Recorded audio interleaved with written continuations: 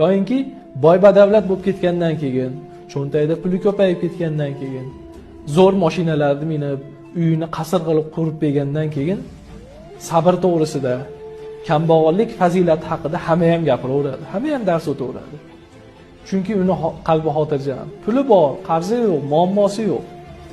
Xotirjamchilikdan, sabrdan, bu qora kunlarga sabr qilishlikni hamma boy badavlat odam ham gapiraveradi. Haqiqiy mardlik nima desa, o'sha sabrdir. O'sha qanoatli bo'lishdi.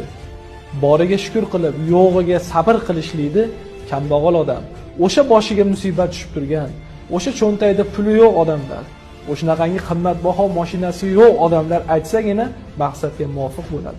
Ana o'shanda haqiqiy qolipga urgan bo'ladi.